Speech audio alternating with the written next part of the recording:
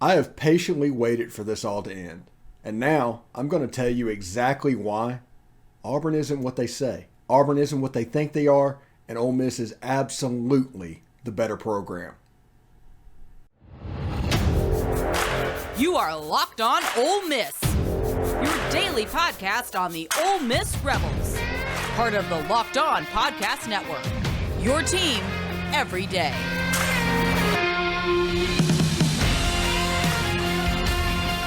All right, welcome to Locked On Ole Miss Podcast. I am your host, Stephen Willis. Also, thank you for making the Locked On Ole Miss Podcast your first listen every day. We are free and available wherever you get your podcast. All right, today's show, we're not even going to mess around. We're not going to fool around with anything. We're going to tell you exactly why. We went back, if you go back to October, I have a show up there that has been cut and sent to me numerous times by people trying to show receipts and just say, I told you so, about the Lane Kiffin situation, to where I was talking about how Ole Miss is a better job than Auburn, and that Auburn does not have the right to have anything that Ole Miss has. Well, they don't. And here is the proof. This is the final data point. This is all you need to know. Ole Miss's head coach said thanks, but no thanks. Kick rocks. Then Auburn panicked. And the desperation rose up from what they were doing. And they hired a coach that Ole Miss, or an Ole Miss retread, honestly, you could say. An Ole Miss retread is now the head coach at Auburn. And that data point right there should tell you everything that you need to know. Now, Auburn fans are going to come up and say, hey, what about 2010? What about 2013? And they're going to get very meek, because everything that they want to talk about as a sincere thing is a decade old. And is getting older and older by the day. This isn't 1998 anymore, when you had a better program than Ole Miss. I will honestly say that. In 1998, you were absolutely better. In 1985, you were absolutely better. Good job for that, Auburn. In 2022, you are not. Ole Miss has the facilities, the fan base, the money, everything is at the top level, and is honestly outperforming Auburn at this point. Now, if you want to talk about Jordan-Hare Stadium has 80,000 people, I counter with that doesn't matter at all. With everything being on TV, Ole Miss's 65,000 seat stadium is well enough, and they were over capacity for the whole season this year. They are in a position to absolutely take off. Now, I told you yesterday about why this whole decision is important and why Ole Miss fans should love this. And it doesn't matter if Lane Kiffin leaves after next year or whenever he does eventually leave. Until he does, he hates to lose, which means your marketing, your NIL, everything is going to be top tier and it's going to be grown out. And the little bit of gap that exists now between Ole Miss and Auburn is going to expand. Now, Auburn is a desperate program right now. Like I said, I don't mean that as an insult. They are a desperate program right now. They were like Ole Miss. If Ole Miss would have been this desperate in 1973 or 1974, perhaps they wouldn't have gone through what they went through in the 80s. But Auburn is trying desperately not to become 2008 Tennessee. That is their whole goal right now. It's not an insult. It's just the truth. But they are on the precipice of doing that. And when I say 2007 Tennessee and Vandy are a 6-5 record in the last 11 years. That happened since 2011. And Auburn is trying not to go down that road. And what used to be a top 6, everybody talks about the SEC 6, and it was half the conference that won the league, and everything in football does that. All the decisions, everything is based towards them. This was the club, the 6th team. The reality is, in the last 5 years, that 6 became a 2. Tennessee fell off. Auburn was falling off. LSU has the best chance to get back into that club, but they're not really there yet. And Florida has to work to get back to that level as well. But that's the club. That's the club that everybody wants you to perceive to be a thing. Right now, that club doesn't exist. You have a top 2 of Alabama and Georgia. That's the club at the moment. Then you have 12 teams that are all rich and have all the things. And as a program, little things matter. And right now you can get all of that in Oxford, Mississippi, and not necessarily on the Plains. And that is, I think, 3 coaches in like 4 or 5 years. I mean, that happened for a reason, and it's not by accident. Now, Auburn might have potential to be really good. But there's a point where it just isn't happening. So easy to win there. So easy to do things there. Well, then why don't you? Why don't you beat Alabama more than you do? Why don't you beat Georgia more than you do? Why don't you recruit better? Why are you now a basketball school? Because of how poorly football is going. Why, if you are so great? Now, it's a self-image thing. I get it. In the world, I want to think of anything the way that Auburn thinks about themselves. But it's a situation where Ole Miss fans should be enjoying this. And they should be enjoying all of this. Because this is all W's for Ole Miss football right now. And you've got receipts and everybody's going back and forth. And at the end of the day, Auburn's not going to win this one. The only way Auburn is going to be able to step back up and become even more relevant than Ole Miss is to win football games. And at this point, I'm not 100% sure they can do that. They haven't proven it over the last few years. They have to go out in the portal and get a quarterback. And until they win games, until their destination is not the Birmingham Bowl or worse, it's one of those things, quit talking. Quit saying what you're going to do and actually do it. Until then, like I said, you got turned down, left at the altar by a coach that you desperately wanted and wanted to pay $12 million a year for, and then hired an Ole Miss retread that was let go. That is the last data point. Now, Hugh's going to do a fantastic job there. He's a great fit for Auburn. I think he has a chance to win games, has a chance to be really good. But he hasn't yet. And you don't know what is going to come. You never know when a Freedom of Information Act is going to come out with him. And you just don't know, because the roller coaster that Ole Miss rode the last 3 weeks over Lane Kiffin when you guys tried to overpay $12 million a year, there's another roller coaster that has to be ridden with Hugh Freeze. And that one is actually a real thing. So enjoy that. You might beat Alabama in the Iron Bowl. And then you might lose to Louisiana Monroe. That's the Hugh Freeze experience. They beat Arkansas this year. They lost to UConn the next week. So understand that. I can help you guys out when it comes to how you're going to deal with the Hugh Freeze experience moving forward. But anyway, best of luck to you. I mean, I talk to you at this point as a peer at best, not in any way above the Ole Miss football program. But if you have any questions on how to run a successful program, I'm here to help you guys out. Anyway, BetOnline.net sponsors today's show. BetOnline.net is your number one source for sports betting information, stats, news, and analysis. Grit all of your latest odds and trends for every professional and amateur league out there, from football to basketball to soccer and esports. We got it at BetOnline.net. With the World Cup coming on, U.S. and Netherlands, round of 16, Saturday morning. Get that bet in as well.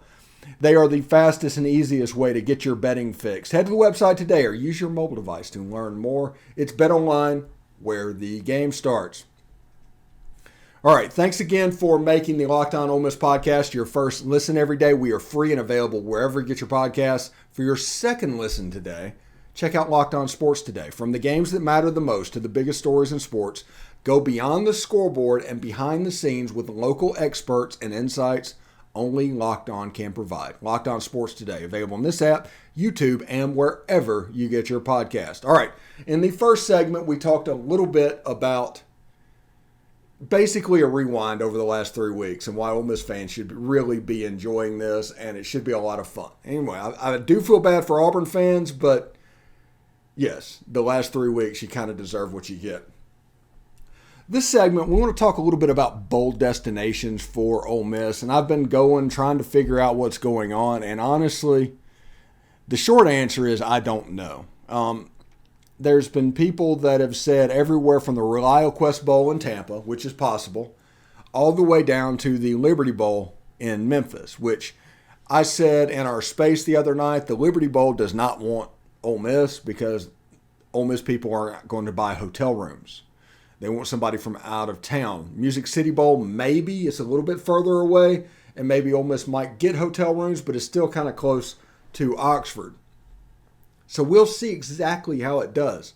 But someplace like the Duke Mayo Bowl or the Gator Bowl or the Reliaquest Bowl, where Ole Miss fans are forced to travel, maybe even the Texas Bowl in Houston, that feels like more of a chance to me. Las Vegas Bowl, that's the other one.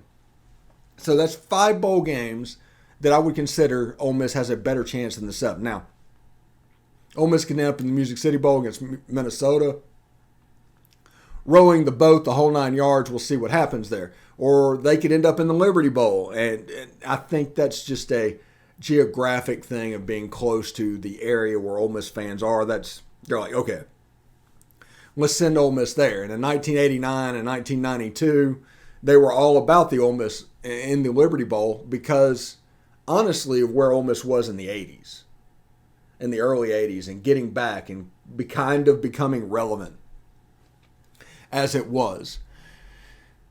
So I'm not looking so much for the Liberty Bowl, and I hear all the time people talk about the Music City Bowl. I want to hear what they have to say, and we will find out more after the championship games and into Monday. We're all going to worry about that and try and figure out what's going on. Right now, I'm trying to think of what would be the best fit. Now, Duke Mayo against the ACC make a ton of sense. They'd probably play against somebody like NC State or somebody like that in that bowl game. North Carolina, I think, might be in that bowl game. So Phil Longo against Ole Miss. That would be interesting, I think. Gene Chizik, who's been breaking down the Ole Miss offense for 2 years, now coaching defense against the Ole Miss offense. That could be interesting. The Gator Bowl against somebody like Notre Dame is a possibility. Now, that would be a fun matchup. That would be the matchup. Reliaquest against Illinois. That'd be a good matchup. Illinois has a really good defense. And, you know how Burt is. We've all seen the Burt Bielema experience. I know it's Brett, but it should be interesting, And you look at it, the Texas Bowl, that's a Big 12 game. So that might be against Oklahoma or against Oklahoma State or against Baylor. That's kind of the level that's looking at going there.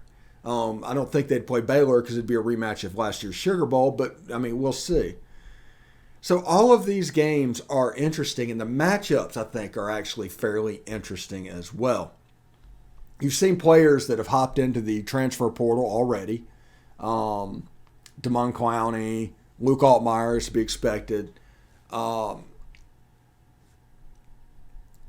Several players popped in. I think a cornerback hopped in yesterday.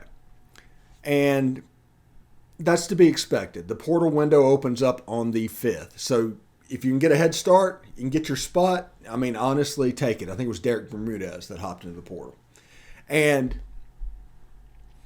like I said, this is going to lead into a bowl game. Hopefully not the Las Vegas Bowl. The more I think about it, I hate that date. I just hate that December 17th date of the Las Vegas Bowl. But against a Pac-12 team where you're playing against UCLA or Oregon State, it could be interesting as an inter-regional matchup. And it could be a lot of fun. So we'll see exactly how that goes. But the thing is with bowl destinations, it's all on the table. There's several matchups that are intriguing, and we're going to pay attention to that over the next few days. All right, when we come back, we will have Tim Thomas talking Ole Miss hoops, their tournament down in Orlando, and moving forward when Deshaun Ruffin gets back in the lineup potentially this weekend against Memphis. We'll see exactly if he plays or not, but we'll be on high alert for that. So anyway, stick around. We'll be right back. All right, thanks again for making the Locked On Ole Miss podcast your first listen every day. We are free and available wherever you get your podcasts, including YouTube. Do us a favor, subscribe to the YouTube channel, hit the bell for notifications, and of course, comment down below or upvote the video itself. I'm here with Tim Thomas. We're going to talk a little basketball. We got some stuff going on. Tim, I watched the Orlando tournament every second of every game, expecting, honestly, something different than what I saw. I saw a very good player in Miles Burns. He's my favorite Ole Miss player that I've seen in 20 years. And Amari Abram has stepped up and become a scorer for this team. And what were your impressions from that tournament?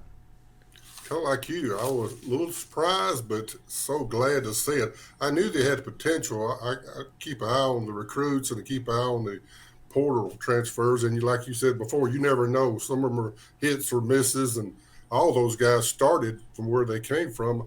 And a couple guys inside Theo Akube and the other fella in there that they all started. I mean, they were great players where they came from. Yas Mumbala from Buffalo, Akube, he was from Louisiana.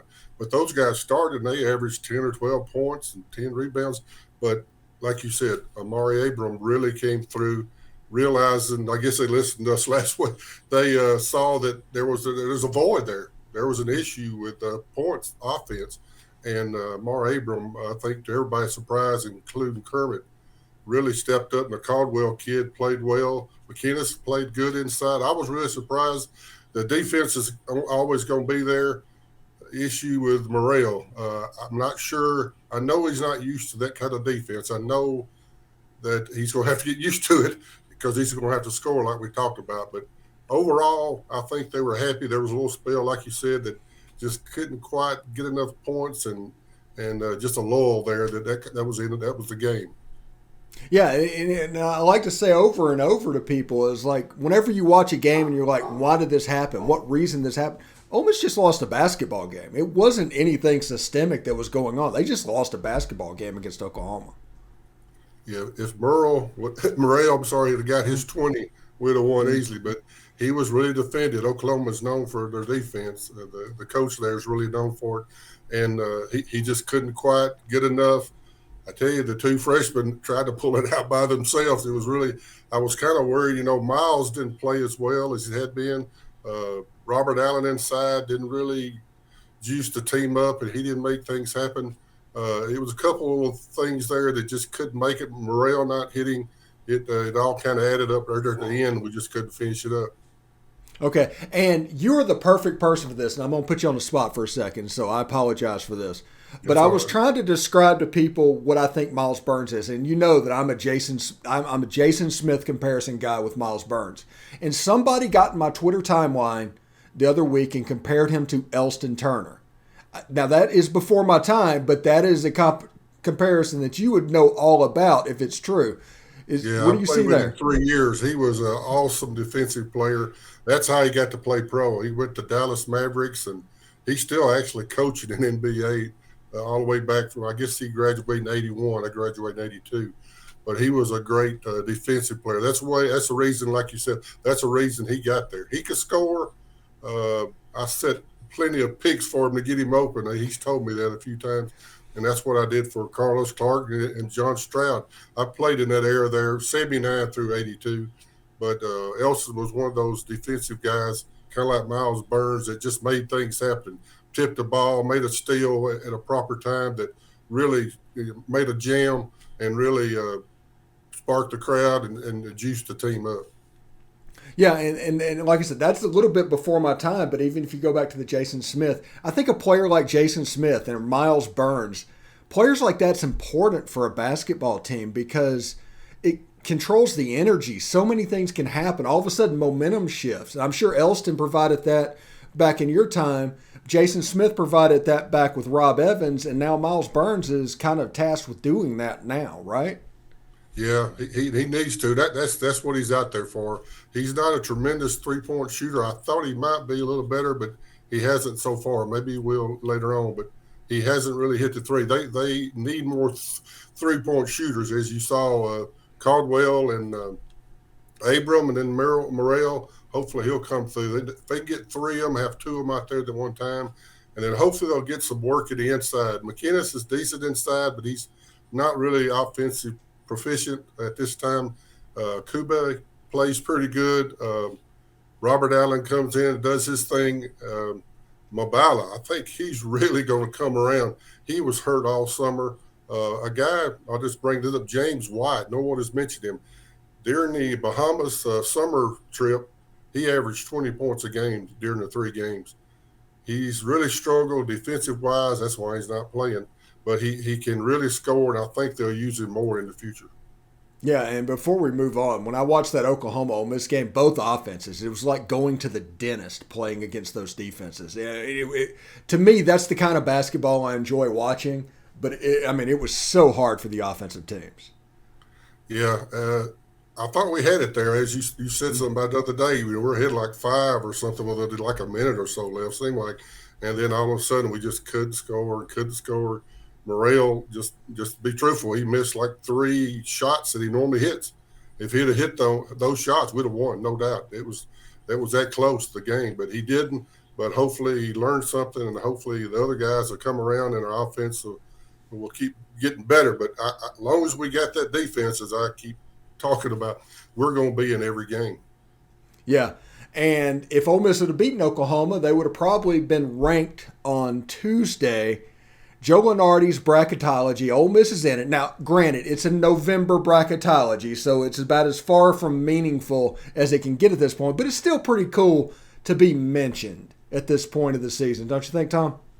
Yeah, Joe has been known for doing this years and years and years. I think it's pretty much all he does for ESPN now. And he starts this, like you said, first of the year, even does it during the summer. So it's hard to know, but it's good to know because I don't believe Ole Miss is, since Kermit's first year, Ole Miss has not been in this bracketology, even as the last one in, the last one out. They're now the first one's in. I think them in North Carolina, right there, North Carolina State are right there together. Actually, that's who Jarkel Joyner plays for now, North Carolina State. But it's cool to talk about, like you said. It's a long way to go, but it's kind of a goal incentive for the kids to see that and say, hey, somebody's looking at us. Someone's paying attention to us, and I think it's a good thing.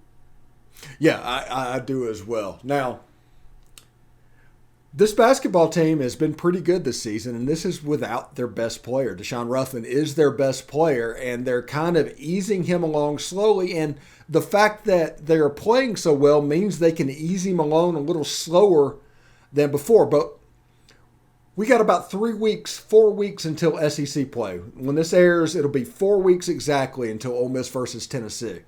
So at what point do you think they're going to bring Ruffin back? What can we expect over the next couple of weeks? According to Kermit on the Rebel Yale hotline, I believe it was Monday night, spoke about this. He went through a day-by-day, the rehab, how they doing one-on-one in practice and this and that. And his plans are, if things go well, today's Wednesday, so if things go well, he's thinking he's going to play. Now, how successful this will be, him not getting on the floor and really being able to run and his win and the legs and all, and a little scared, I guess, the injury. And so it's going to be, I think Kermit's going to take it really slow, and that's the proper thing to do. But I think it kind of happened last year. He had a couple of injuries. But I believe he won't be long where he'll be making a difference. And they need him really bad. Yeah, if you look at last year's team, it was his injury at the beginning of the season. I believe it was a hand that kind of completely derailed them. And in the tournament last year, they lost to Marquette. They beat a team like Winthrop or something like that. And then they lost against Boise State. And that kind of set the table for what was coming that season. Well, he's injured at the beginning of the season. Of course, he's been recovering from an ACL. But Ole Miss beat Stanford. They beat Siena. They take Oklahoma to the wire in the champion. No matter what happens, I think this is a better basketball team. I'm not guaranteeing they're going to win 10 games or something in the SEC, but I think this team is better than they were last year. Don't you think, Tim? Yeah, that's okay. I understand. No problem. They are much better. We'll see another good test this Saturday against Memphis. Penny Hardaway's the coach. They got a really good player, Kendrick Davis. He was the player of the year for the AAC. He's really good as a low-max guard. It's really good. So we'll see how we do against them. If we can stay with them up there at the FedEx Center, we can stay with them and maybe pull off a win. And then we got, I think, Valpo next, and North Alabama, a couple other teams before we play Tennessee at the end of the month. So I feel good about it. I was impressed, and if they can keep the defense flowing and Ruffin comes back and just slowly gets better, and some of the guys inside do their part and get a few points here and there, and Robert Allen and Miles Burns, I feel good about this team. Yeah, it's a situation to where if they get past Memphis, that appears to be the next roadblock, there's a chance they're going into Tennessee with one loss, right? There is that possibility. I would like to see that. I'm sure Kermit would love to see that. Yeah. I don't think he expected to do this well at this point in that tournament. I think he was surprised, at the time we all were, without Ruffin, who was going to step up? Where's the points coming from? We're challenged. Who is it? And we found out pretty quick. The kid, Mari Abram, he just stepped up. He got a beautiful shot. I mean, really impressive. And he's so cool. His face never changes expression, whether he hits it or not. And he just takes it right at you. He's really impressive. With a 4-star from Texas. Really, really good player. Very impressive. And Caldwell, he came in some and did well. Kermit mentioned that Abram, the second game after he had scored 26 points, the first half he was kind of having trouble and things wasn't going his way. But he, after a little talk with Kermit at halftime, he came back at the second half and just lit it up again. So that's very impressive for a freshman. You just don't see that. You just don't. Junkins, you don't see freshmen doing as well, and he's got the potential to do that if he'll keep it up. All right, before I let you out of here, Tim, how would you, when Ruffin comes back, because him and Amari Abram, they're kind of playing the same spot at the moment, how would you handle the starting lineup when Ruffin comes back 100%? I say Abrams got to be in the lineup. I know Ruffin needs to be in the lineup too. He's a great shooter. I think it's going to be a perfect match. He can be the 2-guard, shooting guard, and hopefully he can sit there and drill it. And you got Morrell on the other side on the wing. So you got Ruffin coming down the middle. If they take him, he can dish it off to one or the other. And if they don't take him, he'll take it to the hole and he'll put it in. It ain't no doubt. He takes it to the hole hard, and they can't keep up with him. He's just a small little jitterbug. You can't keep up with him. He's a great player, and he has NBA potential, no doubt. Yeah, unbelievable. Ole Miss plays Memphis Saturday. I'm sure it's going to be televised on something, so you'll be able to see it.